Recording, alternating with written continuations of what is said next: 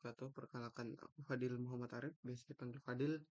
Di sini aku akan sedikit menjelaskan dan memberikan mini studi kasus yang judulnya adalah optimasi bisnis intelijen dalam akuntansi dan bisnis syariah. Studi kasusnya perbankan syariah di Indonesia.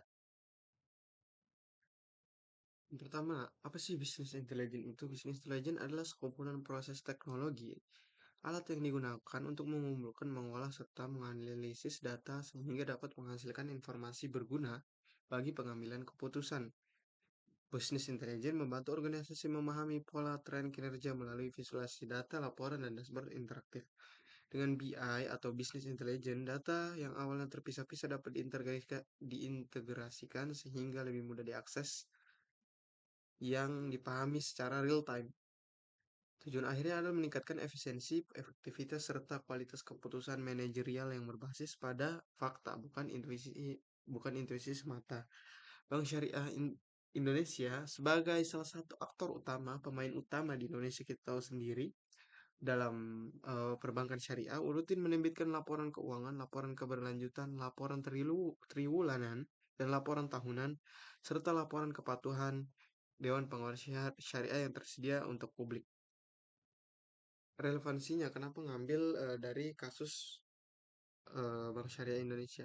Dengan populasi Muslim terbesar di Indonesia, di dunia, dan perkembangan keuangan syariah yang pesat, kebutuhan akan transparansi dan efisiensi syariah itu semakin meningkat. Yang kedua, regulasi seperti Surat Edaran OJK nomor 10 garing SEOJK 03 garing 2020 mewajibkan bank syariah untuk menerbitkan laporan keuangan dan publikasi yang transparan dan akuntabel.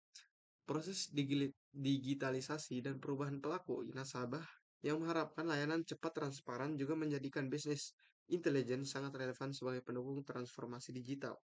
Karena kita tahu tadi, eh, transformasi digital itu sangat berkembang sampai sekarang, bisnis intelijen dibutuhkan agar secara real time kita dapat melihat perubahan-perubahan yang terjadi. Studi seperti Digitalization in Islamic Banking, especially Indonesian Islamic Banks, menunjukkan BSI memanfaatkan aplikasi mobile banking BSI fitur cashless digital onboarding yang mempercepat layanan.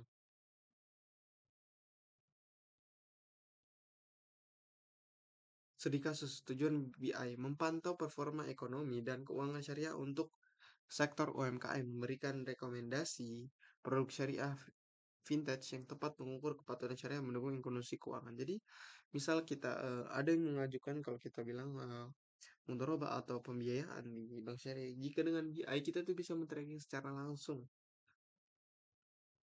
Kita nggak perlu lagi minta data-data dan lain karena sudah ada datanya dan kita tinggal di situ biarkan eh, mesin atau artificial intelligence yang bekerja sebagai penentu apakah orang ini layak diberikan pinjaman atau tidak. Secara real time, data yang dikumpulkan, data keuangan UMKM, omset, struktur biaya, penggunaan produk keuangan, data demografis dan lokasi, data transaksi keuangan syariah, fintech, data kepatuhan, data regulasi lokal, data feedback, dan kepuasan nasabah.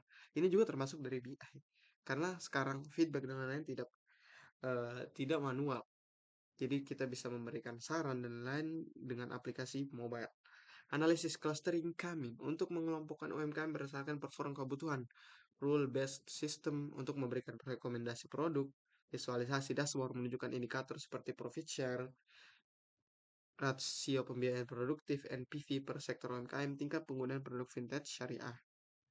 Kesimpulannya, bisnis intelijen membantu perbankan syariah meningkatkan transparansi, efisiensi, dan kualitas keuangan berbasis data. Jadi tidak lagi manual dan membuang banyak waktu. Dengan adanya data yang dikumpulkan sebegitu banyak. Jadi bertahun-tahun lalu BI pasti sudah mempunyai data-data dan itu bisa diolah menjadi sebuah kesimpulan dan keputusan yang tepat. Itulah bisnis intelijen. Juga bisa memantau portofolio pembayaran serta resiko, jadi tidak perlu menanyakan lagi manual. Jadi kita sudah bisa melihat jika nilainya kurang berarti dia tidak bisa diberikan pembiayaan. Prinsip makosa syariah tetap dijaga dengan menghindari riba, goro, dan maisir, serta mendukung distribusi zakat dan dana sosial. Dengan demikian, BI tidak hanya memperkuat daya saing bank syariah, tetapi juga meneguhkan integritas bisnis Islam di era digital ini. Mungkin itu saja presentasi saya. Terima kasih. Wassalamualaikum warahmatullahi wabarakatuh.